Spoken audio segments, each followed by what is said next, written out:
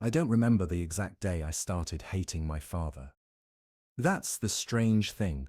You expect hatred to erupt, like a match head sparking off the box. But with him, it was smoke long before it was flame. A faint scent in the wallpaper, a heaviness in the air. They say trauma lives in the body, that it takes root in your marrow. Mine smells like sulfur, like those cheap wooden matches he kept in his shirt pocket. Red-tipped, always ready. He'd thumb one across his stubble and light a cigarette. Always with the same exhale, sharp, as if he were spitting something out that no one could see. I remember being 5, watching the curl of smoke around his knuckles as he leaned over the sink. His hands were calloused, always stained with oil or blood or something worse. He never spoke to me when he came home, just lit his match and exhaled like that. The sound of dismissal. My mother once told me he had a fire inside him, a dangerous one. She said it with a sad sort of pride, as if to say, "See? I married a man who burns." But I think some people are born with ash in their veins, not fire. Fire moves, it transforms, but ash just waits, it settles, it remembers. It didn't hit me, not like they say in books. My bruises had different names: silence, distance, that vacant stare he gave me like I was a stranger who tracked dirt into his sacred space. Every time he looked at me, I felt like I had to apologize for existing. When I was 7, I drew a picture of him, with hollow eyes and hands, made of smoke. I tucked it under my pillow like a secret I was almost too afraid to admit. My mother found it. She said I had an artist's eye. I asked her why he never looked at me the way he looked at the firewood when he chopped it, like it was something he could shape, something he could understand. She didn't answer. She just kissed my forehead and said some men don't know how to be fathers until it's too late. I didn't want to wait for him to figure it out. So I watched him. I became a quiet student of his violence. Not the loud kind, the subtler kind. The way he slammed a drawer, the way his jaw tensed when I spilled milk, the way he stared at the back of my head like he was trying to will me into disappearing. By the time I was 9, I had learned his silences better than his words. I could tell when he was about to get up and leave before he even stood. I knew when not to breathe, when not to ask. I also learned the sound of a match being struck in a dark kitchen. There was a night when the power went out.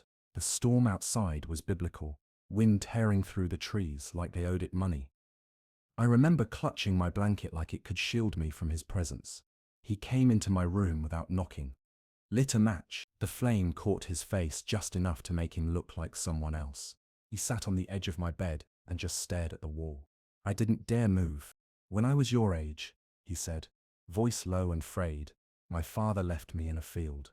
Just walked away, said he'd be right back. Never came back." The match burned down to his fingers. He flicked it across the room like it meant nothing. The smell lingered. Then he got up and left. I didn't sleep that night. I stared at the black ceiling and wondered what it would feel like to walk into a field and keep walking, to become so small the world forgot you. Years passed like drips from a leaky faucet. Slow. I watched my father age like a house with no upkeep. His anger dulled, but it didn't disappear. It just settled deeper, like dust in the cracks of old furniture. At 15, I started smoking. Same brand he used, same matches. I told myself it was a rebellion, but it was mimicry. I needed to understand the thing I hated. I needed to see if the smoke tasted like his exhale. It did. I'd sit behind the shed, flicking matches just to hear the sound. That strike, sharp, familiar, the hiss of the flame eating wood. It felt like control, like I could contain something dangerous in a small, manageable flicker. One day, he found me there. Didn't yell, didn't snatch the pack away. He just looked at me, eyes unreadable. "You're gonna rut from the inside," he said, voice like gravel. "Just like me." And then he walked away. I should have felt victorious. I'd become something he recognized. But all I felt was cold. I started writing in this journal the day he collapsed. Heart attack, they said. Collapsed in the garage, next to the rusted-out Chevy he never finished fixing. I found him, still breathing, but barely. He looked up at me, eyes wide, as if I was the ghost. His lips moved like he wanted to say something, but the words didn't come. I should have called for help right away, but I waited. Just a moment, just long enough to feel what power tastes like. Then I called 911. They saved him. Of course they did. Now he sits in a hospital bed, tubes in his arms, looking smaller than I've ever seen him, like someone took the fire out and left the husk. I visit him, I sit beside his bed and say nothing, just stare. Sometimes when he's asleep, I strike a match and let it burn down to my fingers. I wonder if he dreams of fire. I wonder if he knows I'm still waiting to hear what he never said that night. The boy with ash in his veins. I am him, but not for much longer. He came home from the hospital quieter than I remembered, as if the machines had siphoned out more than his blood, more than the clogged fragments of a dying heart. He was hollow in a way I hadn't imagined possible. Even the creak of his boots on the floorboards felt unsure, like the house didn't recognize him anymore. The air changed with him. Drier, stiller. That thick scent of smoke that always clung to his clothes was gone, replaced by something antiseptic and wrong, like the idea of him had been scrubbed too clean. And I hated how that unnerved me. He looked at the armchair like it might reject him, then sat down with a groan. The TV remote sat untouched. His eyes weren't on anything in particular, just some speck between worlds. Want anything? I asked, just to ask. He didn't answer. His breath rasped like paper. The kind of breathing that sounded rehearsed, deliberate, like he was still reminding his body how to be alive. I watched him for a long time that night. The way his hands trembled when he reached for a glass of water. The way he didn't meet my eyes, not even once. He looked like someone waiting for a verdict. I didn't tell him that I'd sat with my finger over the phone that night in the garage, deciding. I didn't tell him that I sometimes wish I hadn't dialed. It's strange how illness softens a man. Or maybe it just reveals the softness he spent years trying to cauterize. He asked me weeks later if I remembered the field story, the one about his father leaving him. I nodded. I walked home, he said. 4 miles. No shoes. Rain. Didn't cry. I waited for something more. Some revelation. But it didn't come. That's it? I asked. He gave me this look, distant, but sharp. What more is there? Maybe that's all it ever was for him. Survival, not sentiment. Endurance in place of love. A blueprint of unspoken pain passed down like a family heirloom. One morning I caught him staring at his own hands like they were foreign. I made us coffee and set his mug down, with a louder than necessary clink. He jumped. The silence after made me feel guilty in ways I couldn't articulate, like I'd bruised a ghost. You ever think about what you'll leave behind? He asked. All the time. He blinked, and nodded like he didn't expect an honest answer. I almost told him. I'll leave this smell of smoke, the silence you taught me, the way I flinch when someone raises their voice. I'll leave the version of you I carry in my blood. But I just drank my coffee. I started noticing the things he never touched anymore. The axe by the woodpile, the cigarette pack in the junk drawer, the photo of Mum he kept on his dresser, half covered by an old receipt. She'd been gone 3 years. Cancer took her in pieces. He never cried in front of me.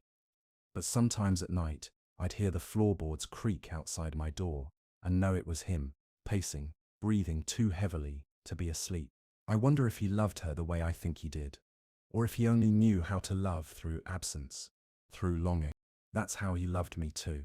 There was one night, late September, air brittle with coming frost, where he sat outside on the porch wrapped in a blanket. I joined him, holding a single matchbox in my palm. I offered him a smoke.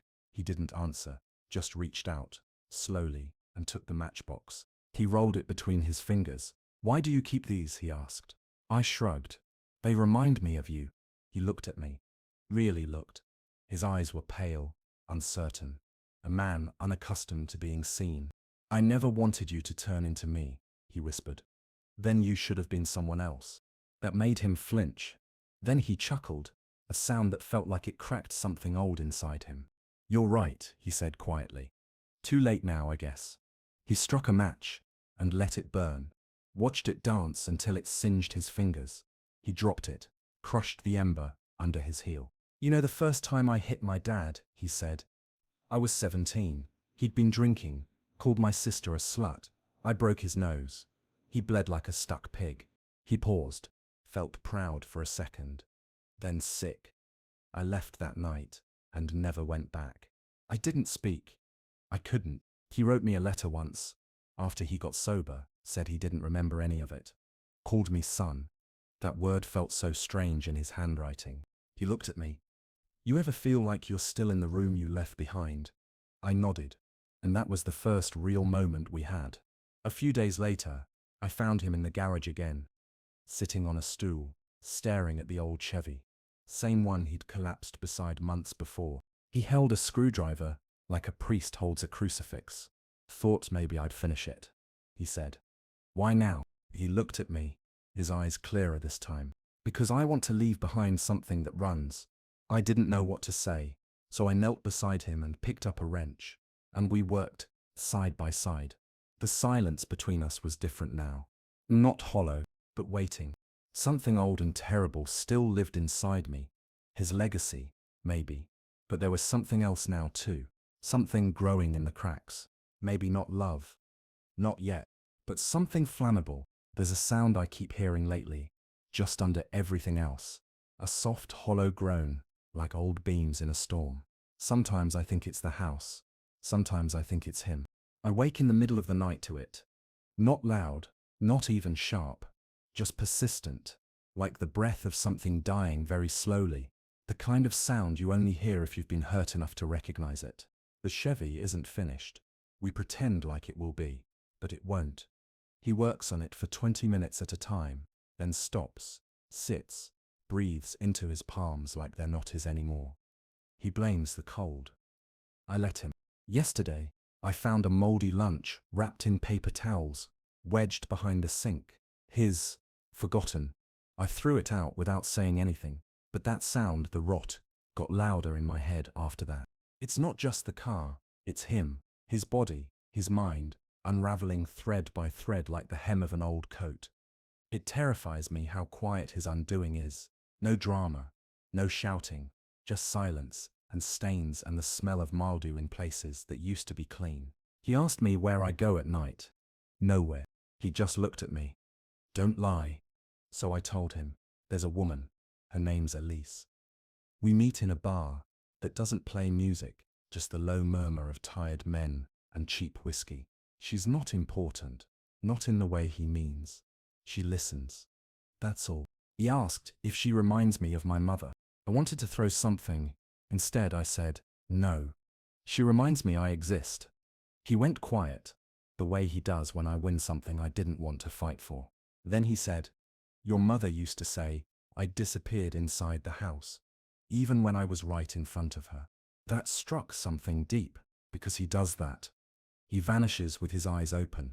He had a fall 2 nights ago. I heard the thud, found him in the hallway, trying to stand, his eyes wide, afraid, not of dying, but of needing help. I helped him up, held his weight. It was the first time I felt how small he'd gotten, like a memory wearing his skin. He didn't say thank you, just sat in his chair and stared out the window, fingers twitching against the armrest.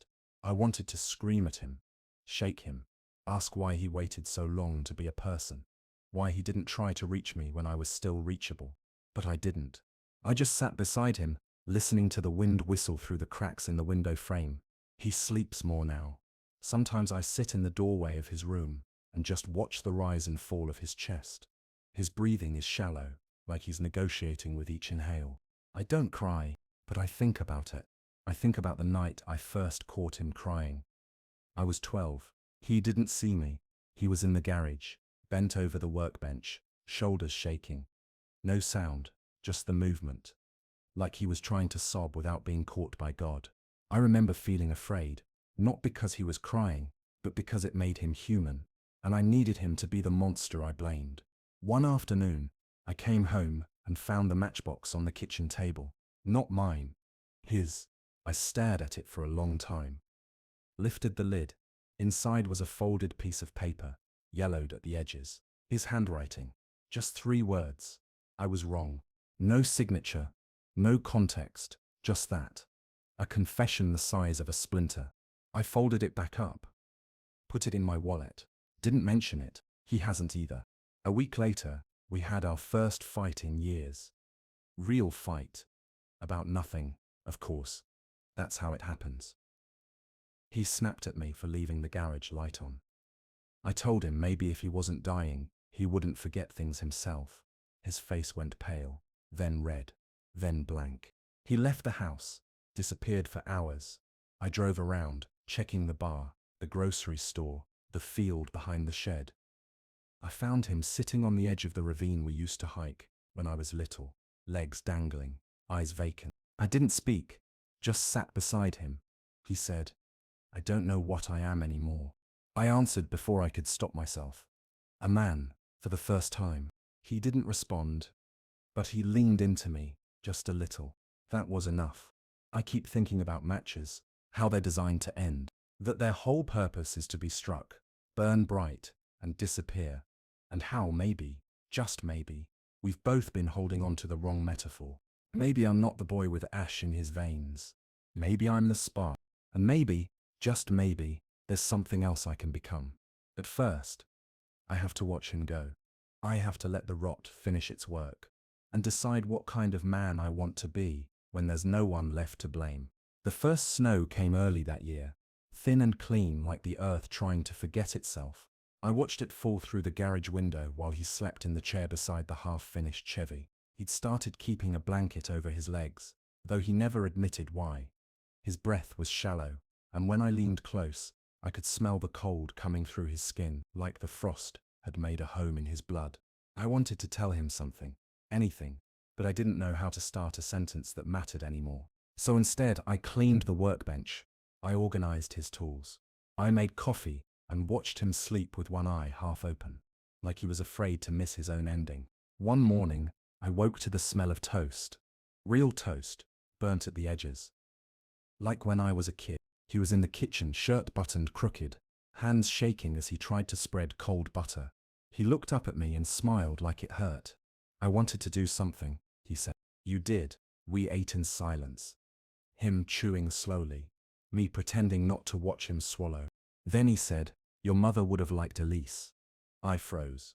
He looked at me. "She would have liked that you talked to someone." I didn't know if I was angry or grateful. Maybe both. I said, "She would have liked that you're trying." He nodded. Just once. Like a man accepting the weight of something already too late. Elise came by once. I didn't invite her. She dropped off soup and left a note for the ghost you still believe in. He saw the name on the paper. Said nothing. Later that night, he asked if I believed in ghosts. Only the kind we make ourselves. He looked like he wanted to ask more, but he didn't. That was the new ritual between us. Silence that almost meant something. Christmas came and went without acknowledgement. No tree, no presents, just a snow-covered truck in a cold garage, and a man who slept more than he woke. But on December 27th, he handed me a small box. Old, wooden, no ribbon. Inside, a what? His. The back engraved with initials. I didn't recognize. My grandfather's, he said. I turned it over in my hands. Felt its weight. Imagined the wrists it had outlived. "Why me?" I asked. "Because I want it to keep time for someone who'll do something with it." I almost cried, but didn't. Instead, I wore it. It ticked louder than I expected. The last time he walked outside was New Year's Day. He insisted on seeing the field behind the shed. I walked with him, slow, his hand in mine like I was guiding a blind child. The snow was deep. His boots sank. He grunted with each step. We stopped halfway through, breath fogging around us. "This is where he left me," he said, staring into nothing. Same sky, same cold. I didn't ask who. He didn't need to explain. I said, "But you came back." He nodded. "You're the only reason I stayed." He looked up at the sky. The clouds were bruised and moving fast. "Promise me something," he said. "What?" "Don't carry me longer than you have to." I didn't know how to answer that, so I didn't. The fever started in mid-January. At first, he brushed it off. "Just the cold," he said. "The old bones complaining." But then the coughing came. Deep, wet.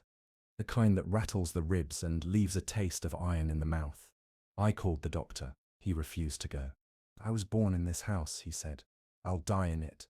So I stayed. I stayed and read him old letters. Stayed and watched the snow pile up against the door.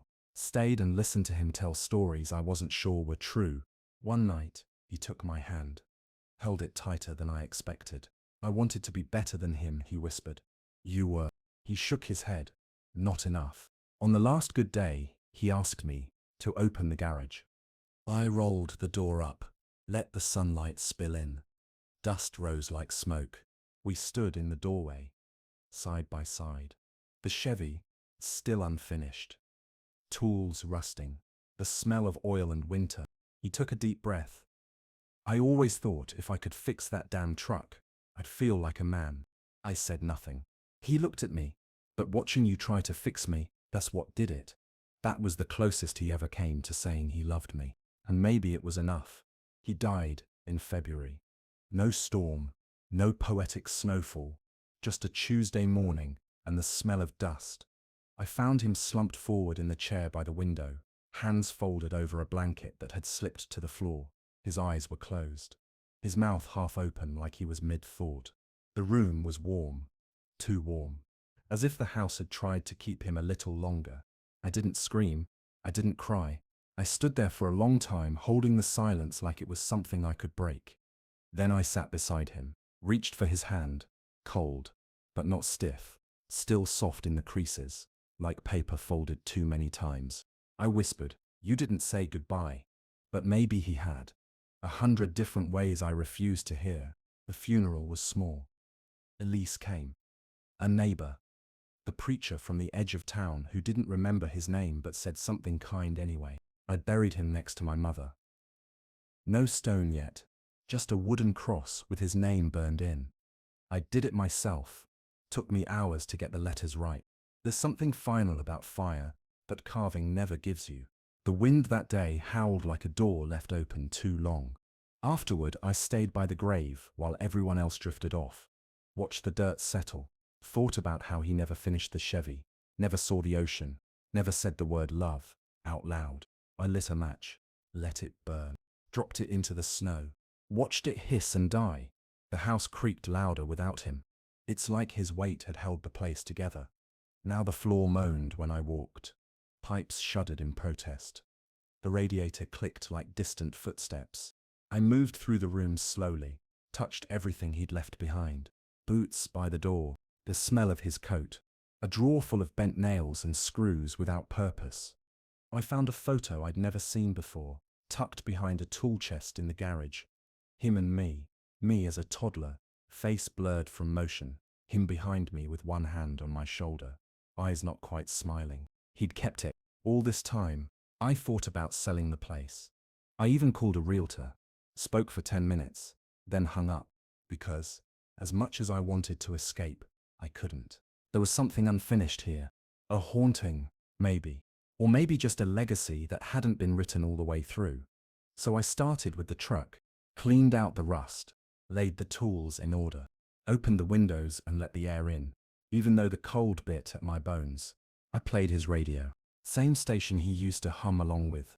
The garage felt alive for the first time since he died. Like something inside the walls had exhaled. I dream about him most nights. Sometimes we're back in the field, behind the shed, the sky bruised and low. Sometimes we're in the garage, both of us younger, hands cleaner. Sometimes he's just a voice, calling me by a name I don't recognize. But last night, he looked me dead in the eyes and said, "You'll know you've forgiven me when you stop trying to understand." And then he vanished. I woke up with my hands clenched around the watch. It had stopped ticking. I opened the back, reset it. It ticked again. Sometimes you have to tear a thing open to make it live. That's the part he never learned. But I'm learning. I'm learning to grieve without guilt, to miss without becoming hollow, to carry without burning. This is not a clean rebirth. I still smoke. I still flinch when someone slams a door. I still speak too softly when I should shout. But I'm not disappearing. Not like he did. I light matches now, for warmth, not destruction. And when I smell the sulfur, I don't think of him. I think of beginnings. Small, bright, fleeting, but mine. The attic was always off limits. It wasn't locked. He never said I couldn't go. But the ladder creaked like it had secrets, and the air up there always felt heavier, like dust could hold memory if it settled long enough.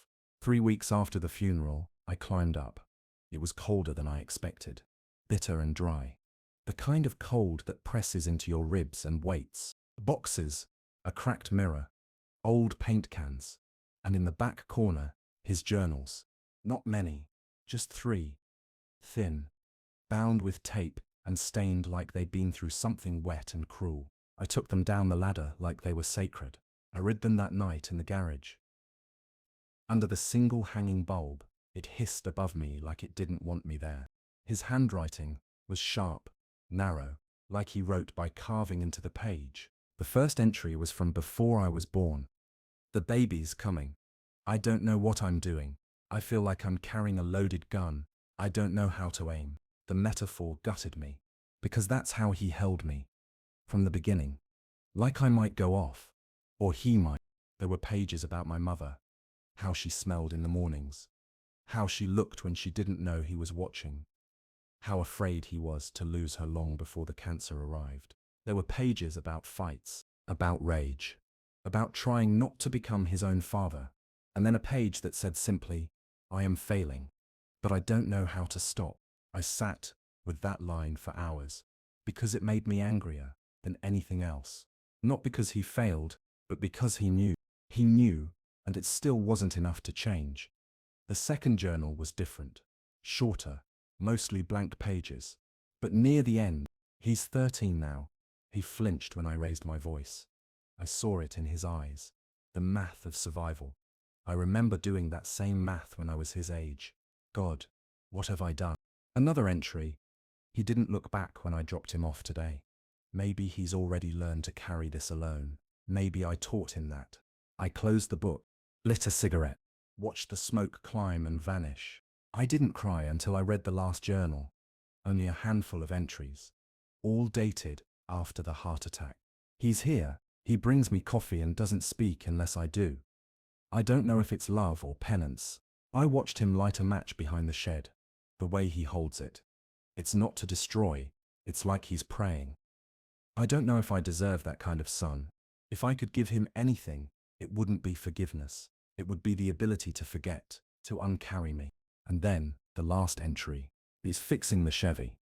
I never thought I'd see it done. Maybe when he drives it, he'll finally feel free of me. God, let him feel free. I put the journals back in the attic. Didn't burn them, didn't frame them. Some truths aren't meant to be displayed. Just remembered. That night, I drove the Chevy for the first time. It coughed to life. Rumbled like a beast waking from winter.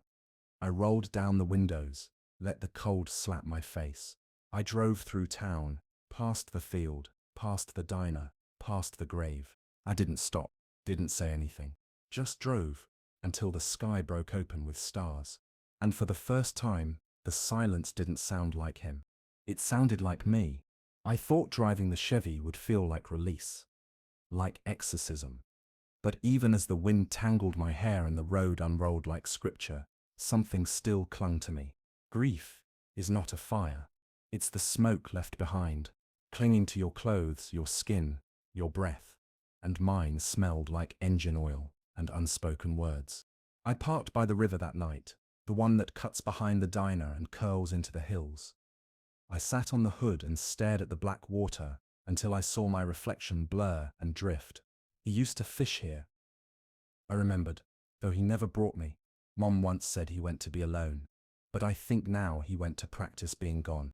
I started seeing Elise more, not as a crutch, not even as comfort, but because she didn't ask me to be okay. She'd sit across from me, sip her coffee too slow, and let the silence fill in what words never could. One evening, I told her everything, not in a rush, not like a confession, just one thread at a time, until the whole tapestry lay between us. She didn't try to fix it. She just said, it's okay to love someone and still be ruined by them. And that sentence lived in me like a second heartbeat. I started writing again, not in this journal, in a red notebook I kept under my pillow.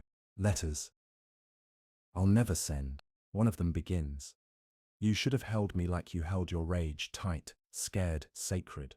Another, "I don't hate you anymore, but I do hate the quiet you taught me to survive in." I write until my fingers ache, until the silence feels full, and I light a match after every page. Not to burn it, just to remember, flame without pain is possible. The house still groans at night. Sometimes I think it's settling. Sometimes I think it's him. I started repainting the hallway, covered the faded green with something warm, something like the sun he never stayed long enough to see rise. I stripped the wallpaper in the room that was supposed to be mine. Before Mum got sick, before life became waiting, underneath was a name, scratched faintly into the drywall. Mark. My name. His handwriting. I touched the letters like they might bleed. Maybe he tried. In his own ash-coated way. Maybe love, for him, was always going to look like ruin. Elise asked me once what I'd want if I could go back. I said, not to forget, just to remember differently. She didn't understand, but she nodded, and kissed me like I hadn't broken anything. Sometimes I think about having a son. The thought terrifies me, not because I'm afraid of hurting him, but because I'm afraid I'll recognize the moment he starts hiding who he is to make me more comfortable. That moment I know too well. If I ever have a son, I'll teach him to name his grief. I'll teach him to scream before he withers. I'll teach him that silence is not safety, and fire is not always destruction. I lit a fire in the fireplace last night. First time in years, the room filled with heat and shadows. And for a moment, I thought I saw him, sitting in the old chair, nodding once. Not approval, not apology, just recognition. And then he was gone. Not like before, not with weight, but with peace. I didn't notice it at first. The way my reflection started to look more like him in the morning light. The way my voice dropped when I was angry. The way my fingers curled around a glass, just like his used to. As if the memory of holding was passed down like bone. It crept in slow, through mirrors, through aches in my back, through the way I stared out windows longer than I meant to.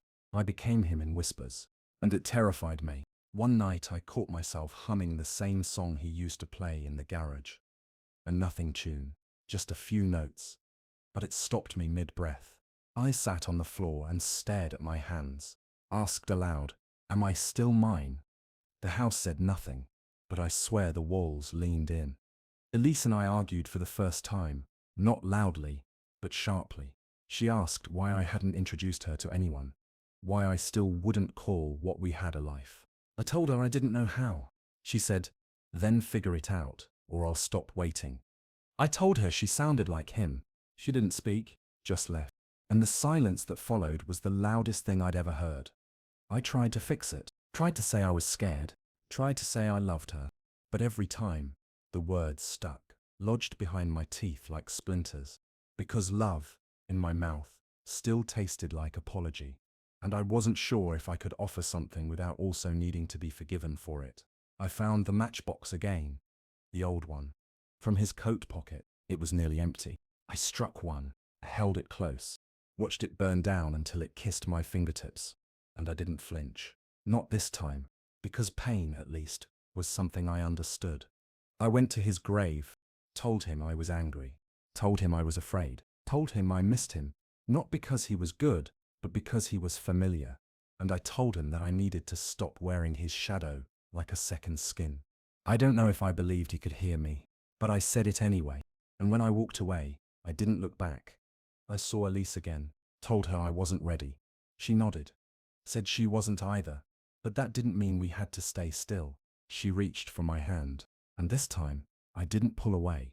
I started knocking on walls, looking for the hollow spots, the weak places, the parts of me that still sounded like him, and I began to rebuild, one board at a time, not to erase him, but to make room for someone else to stand beside his ghost, someone that looked like me.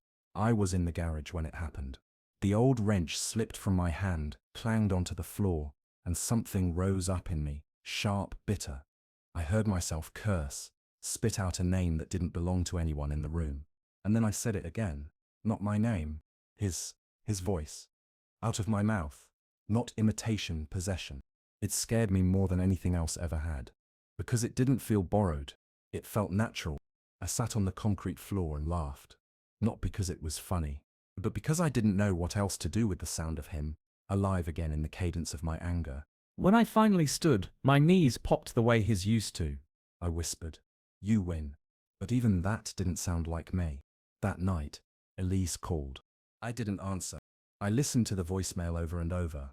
"I don't want to be another thing you inherit and bury." She didn't sound angry. She sounded tired. Like someone packing up without slamming the drawers. I found an old cassette recorder in the attic. Still worked. Just barely.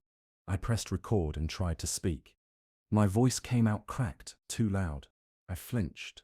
Then tried again. I talked about the truck, about the river, about the time I saw my father cry and didn't understand it was a form of apology.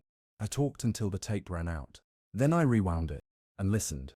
Not to what I said, but to how I said it. To hear where he ended and I began. I visited the diner. The one with the flickering neon open sign that never turned off. I sat in his old booth. Ordered black coffee. No sugar, like he did. The waitress asked, "You his kid?" I said yes. She smiled. He was quiet, but polite, tipped in crumpled ones. I nodded. Didn't say the rest. Didn't say what I remembered. Because maybe both stories could be true, and maybe that was part of surviving him, accepting the contradictions, without needing to resolve them. Back at the house, I opened every window. Let the cold in, let the past out. I whispered my name in every room, over and over. A spell, a declaration. I am not him. I am not him, but I am also not untouched, not innocent, not whole. I called Elise, told her I'd like to try again, told her I found a voice that didn't taste like rust, told her I missed her, not from habit, but from hunger. She said, "Come see me," and I did, with hands that shook, with eyes that finally looked forward. I'm learning how to speak without echo, how to breathe without apology, how to stand inside the shape he left behind without disappearing into it. I don't want to become him, but I won't deny that he made me. What I do with that, that's mine. That's mine. The mirror in the hallway used to distort things, make you look taller, thinner, a little off. I used to avoid it, thought it showed me who I would become. Now I stand in front of it, every morning. I study the jawline, the shape of my eyebrows, the small scar on my chin from when I fell off the porch at 8, and the eyes, still mine, but steadier now. He's not in them anymore, not always. I took down the last of his things last week, boxed the coat, burned the boots, kept the watch, the matchbox. I buried in the field, didn't light the last match, just pressed it into the earth and covered it. Let it rest. Let him rest. Elise moved in. Not suddenly, like Thor. Quiet. I made room. Not just in the closet, in the silence, in the rituals. She brings color with her, leaves spices on the counter, hums when she cooks. Sometimes I catch her watching me like she's waiting for a storm, and I let her see the sky inside me. Clearer now. Less ash. The Chevy still runs. Not perfectly, but it carries us down back roads on Sundays. Windows open, music loud, her hand resting on my knee, and every time it sputters, I laugh. Because broken things can still move, broken things can still carry love. I built a shelf above the workbench, put his journals there, not as relics, not as warnings, but as truth, because pretending he was only pain would be a lie, and I've stopped lying to myself. There's a child coming. Ours, due in spring. The doctor let us hear the heartbeat. Like thunder tucked into a seashell, I cried in the car. Held Elise's hand and promised her things I don't yet know how to keep, but I will learn. Because I want this child to feel safe enough to scream, to cry, to question, to know that I will not disappear, not like he did. I wrote one last letter. Didn't burn it, didn't hide it. I left it in the attic, where he might have found it if he were still alive. You didn't win, but neither did I. What we were was never a contest. It was a lineage, a map, a warning, a mirror. But I've stopped tracing your outline. I'm building my own shape now. Not from ash, but from everything that still breathes. In the mirror, I see a man. He looks like someone I feared, but I no longer flinch. Because he also looks like someone who chose to stay, someone who speaks softly, and finally, means it.